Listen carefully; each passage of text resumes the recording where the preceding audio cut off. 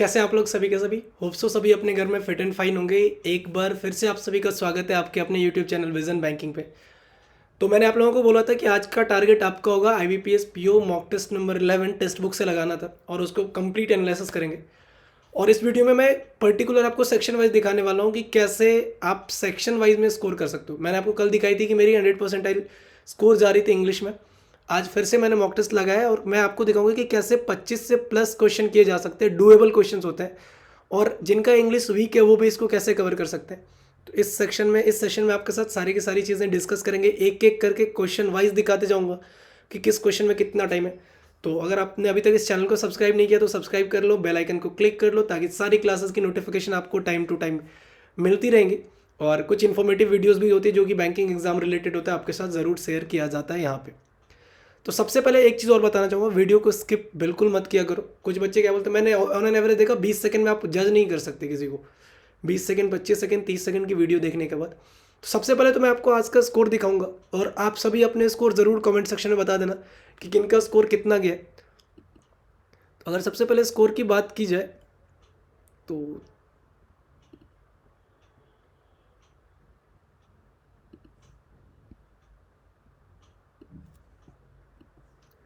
ये रहा आपका स्कोर आज का। देखो मैंने IBPS PO का मॉक टेस्ट नंबर 11 लगाया था। एक बार चेक कर लेते हैं IBPS मॉक टेस्ट नंबर 11, इसका एनालिसिस देख लो। स्किप करता हूँ यहाँ पे।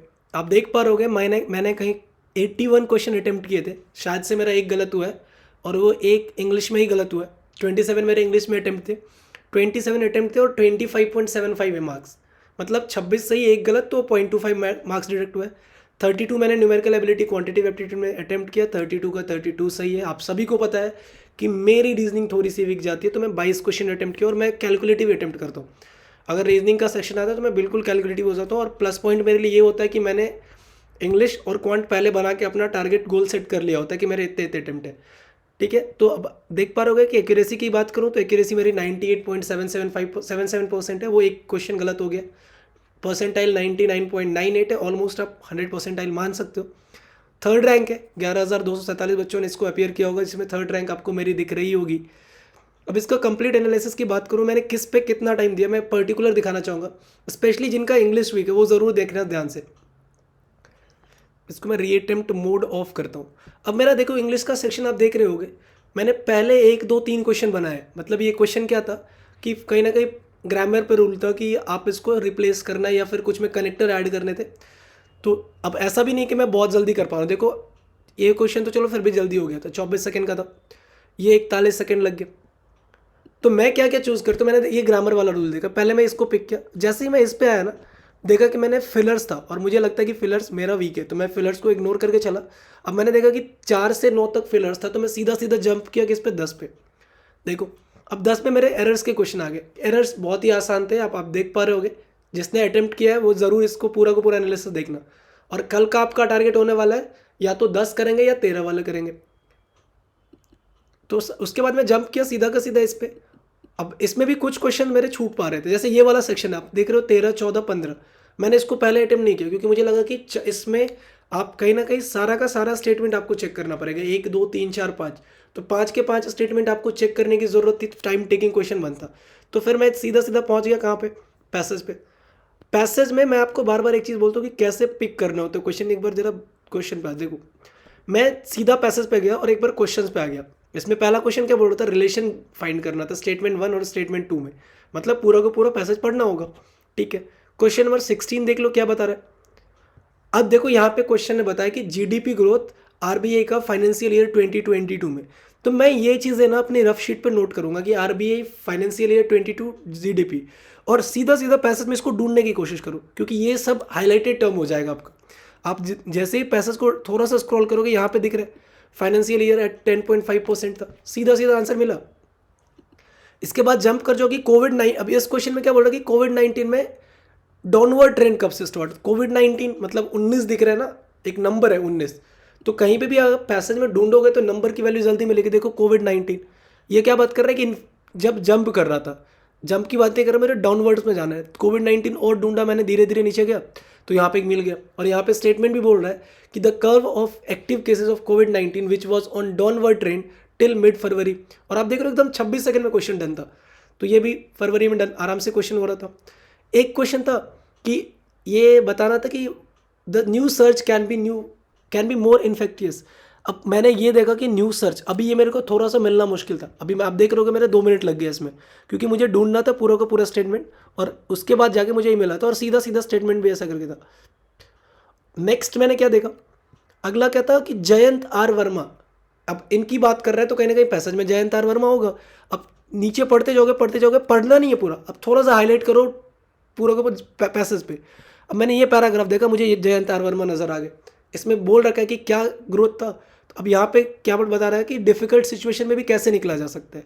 तो यहाँ पे स्टेटमेंट पढ़ो, there is a difficult situation but I believe that the balance of risk and reward is in favour of monetary accommodation. अब भैया ये ढूंढो कहाँ पे, आप देखोगे ऑप्शन नंबर डी। तो अगेन ये क्वेश्चन डुएबल था, आराम से बन सकता था। इस टाइप के पैटर्न आपको एग्जाम में भी ढूंढने होंगे।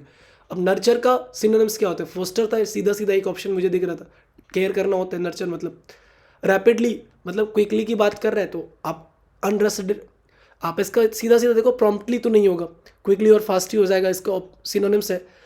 तो मैंने देखा ये वाला हो रहा था तो मैंने कर दिया। ये वाला थोड़ा सा न्यू मुझे लगा, मैं बनाता ज़्यादा मैं प्रैक्टिस करता नहीं मॉक टेस्ट से, बट मुझे ये न्यू लगा। तो फिर मैं इस पर जंप किया और देखा कि ये क्वेश्चन डुएबल था। तो इसमें भी डन करने के बाद अपन आ गए पैसेज पे। अब पैसेज में पूरा को पूरा नहीं बनाने की कोशिश करता हूँ, मुझे मेरा कभी 5 में से 4 क्वेश्चन, 3 क्वेश्चन, 2 क्वेश्चन ऐसे सही होता है। मैं क्या ढूंढता हूँ कि पहला क्वेश्चन मैंने पूरा को पूरा पैसेज पढ़ा, और मुझे पढ़ने के बाद लगा कि ये it could be the first sentence.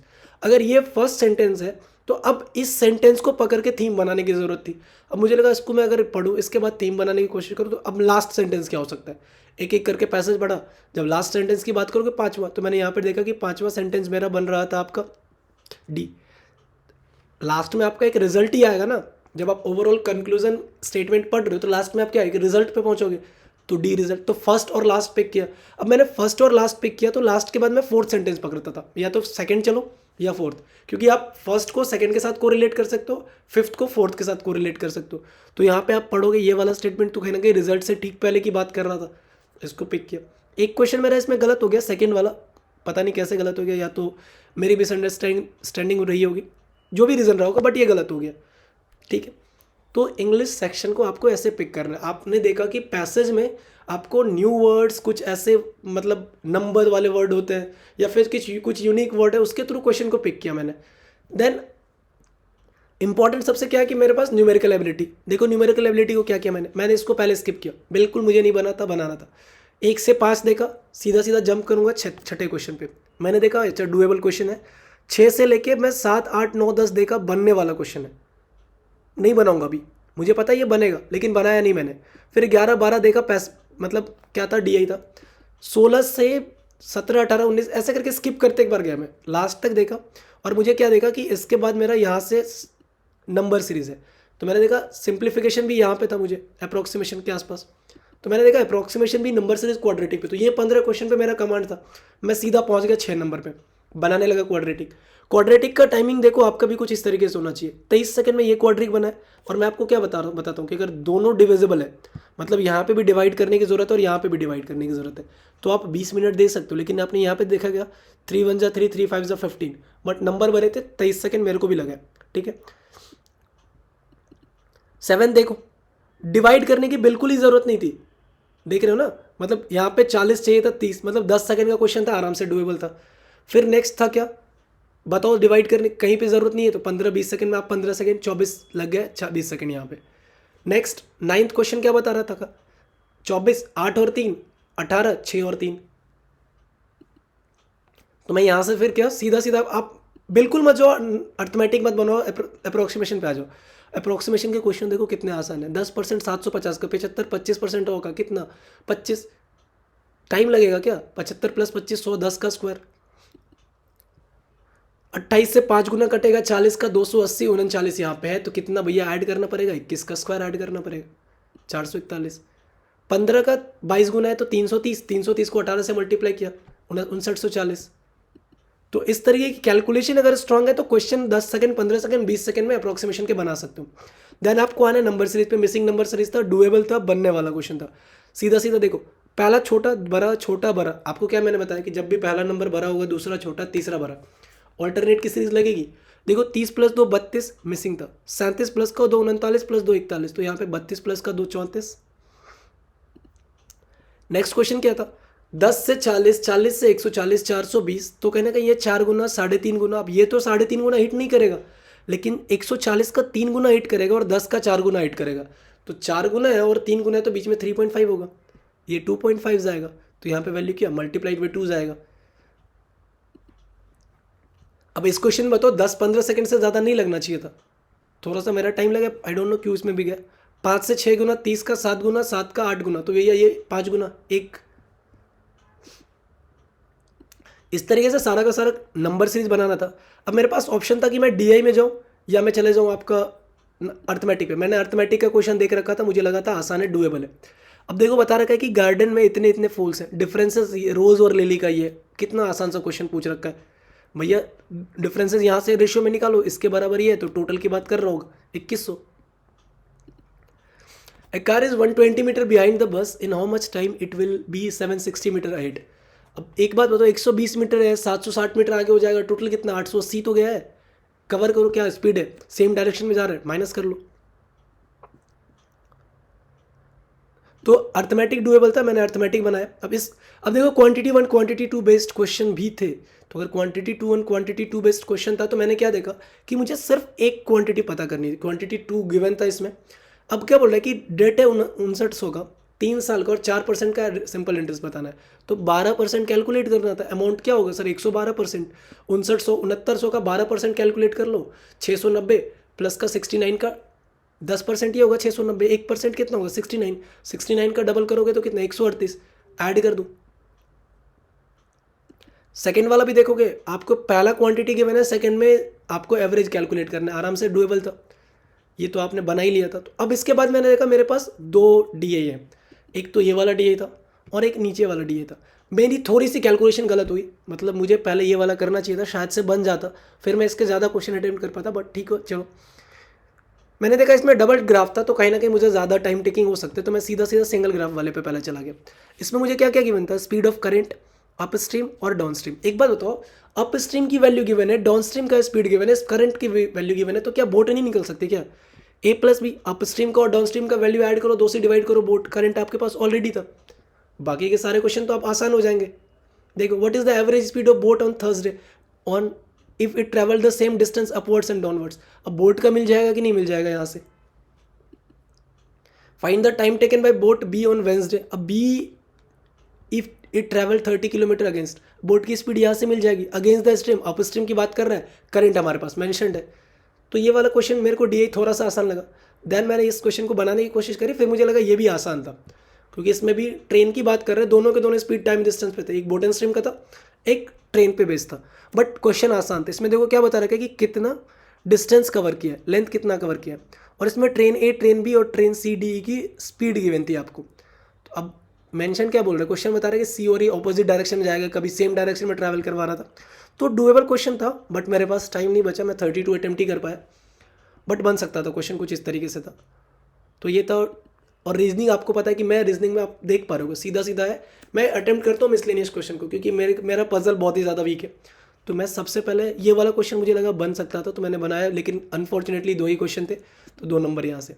एक मैंने ये वाला पजल बनाया जो सबसे लास्ट में बनाया, लेकिन इसके बाद मैं देखा ये पजल था, स्किप किया। ये वाला देखा कि बनने वाला क्वेश्चन था, इसमें क्या था, डेटा सफिशिएंसी, कि कौन कौन सा डेटा के साथ आप क्वेश्चन बना सकते हो, तो ये मैं आराम से बना सकता था। तो यहाँ पे 13 14 15 16, अब ये वाला आपको पता है ब्लड रिलेशन का क्वेश्चन आपसे बना सकते हो, तो 16 से 18 ब्लड रिलेशन बनाया। फिर मैंने देखा 19 से लेकर 24 तक, एक 23 तक एक पजल था, ये भी लास्ट में बनाया, बट टाइम नहीं बचा मेरे पास, तो मेरा जो जितना डेटा बन पाया मैंने उससे रिस्क लिया, बट वो अनफॉर्चुनेटली वो दोनों सही थे। इसमें देखो आप कहीं ना कहीं मेरे ज़्यादा टाइम लगते हैं, क्योंकि इसमें देखो 3-4 बार ब्रेक करके गिवन है।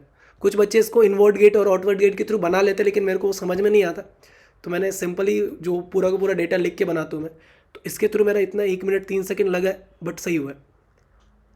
फिर 25 और 26 भी यही सेम क्वेश्चन थे, इसमें तो डायरेक्ट बन रहा था, देखो यहाँ पे कोई सीरीज ऐड करने की ज़रूरत नहीं थी, तो मेरे भी 25 सेकंड लगे। 27 से 31 फिर से आपको देखा वही चीज़ था, तो मैंने इग्नोर किया। 32 33 34 35 मिसलेनियस क्वेश्चन था, तो बनाया। तो ओवरऑल मैं रीजनिंग में ना मिसलेनियस क्वेश्चन का आपको बताता हूँ। अगर आपका रीजनिंग वीक है तो मिसलेनियस के लिए जाओ। मिसलेनियस से भी आप 20-22 क्वेश्चन अटेम्प्ट कर सकते हो। एक कैसलेट एक पजल तो बना ही लोगे। जैसे मैंने ये वाला पजल बनाया, कंप्लीटली मेरा बन गया। छोटा सा पजल था, बन चुका था। ठीक है, तो ये था। इस तरीके से आपको भी क्वेश्चन अटेम्प्ट करने होंगे। होप्स हो कि सभी का क्लियर हो गया होगा, जिनका भी रीजनिंग वीक है या फिर जिनका भी क्वांटिटिव एप्टीट्यूड की बात करूँ, जिनका या फिर जिनका इंग्लिश वीक है, तो किस तरीके से आपको क्वेश्चन अटेम्प्ट करने आपको आइडिया एक लग गया होगा। तो होप्स हो ये सेशन आपके लिए बेनिफिशियल होगा। और कल का टारगेट दे रहा हूँ, चलो कल करेंगे IBPS PO 13 mock test book का ही। आप लोग भी लगाना और मेरे को अपना स्कोर कार्ड जरूर शेयर करना। स्कोर टेलीग्राम पे मैथ्स मैजिक टेलीग्राम ग्रुप है, तो वहाँ पे भी जाके ज्वाइन कर लीजिए। एंड इस चैनल को तो आपने सब्सक्राइब कर ही लिया होगा, अगर नहीं किया तो बेल आइकन प्रेस कर लो और बेल आइकन को प्रेस कर लो, ताकि क्लासेस की अपडेट्स मिलती रहेंगी। होप सो आपकी तैयारी बहुत अच्छी तरीके से चल रही है। तो मिलते हैं फिर कल सुबह नेक्स्ट वीडियो के साथ। कुछ नया अगर ऐसा इन्फॉर्मेशन आता तो I will share with you. तो तब तक के लिए take care, bye bye, thank you and keep practising more and more. जितनी प्रैक्टिस करोगे एग्ज़ाम आपके लिए उतना बेहतर होते जाएगा। ज़्यादा अटेम्प्ट मत करो। जो आपका सेक्शन वीक है उसमें एक कैलकुलेटिव क्वेश्चन करो। जैसे कि मेरा रीजनिंग वीक है, मैं एक कैलकुलेटिव करता हूँ 20-22 से ज़्यादा मेरा नहीं होते, तो मैं अटेम्प्ट करने की कोशिश भी नहीं करता हूँ।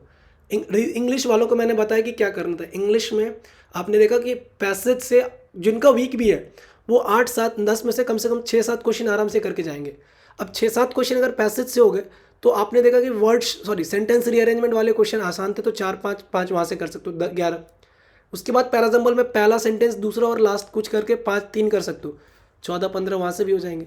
2-3 क्वेश्चन एरर के अगर बन गए या फिर फिलर के, तो 15 से 20 क्वेश्चन भी आप बना सकते हो। अगर 20 क्वेश्चन आपके एक सेक्शन में जो कि आपका वीक है, मैंने आपको दिखाया ना। और ओवरऑल मैं आपको स्कोर भी दिखा दूँ एक बार कि मेरा अगर सारा सेक्शन का आप चेक करोगे ना, तो देखो यहाँ पे ज़रा एनालिटिक्स में जाता हूँ एक बार, फिर से स्किप करता हूँ इसको। देखो मेरे 22 क्वेश्चन सिर्फ अटेम्प्ट है, लेकिन फिर भी मेरे 79.75 है।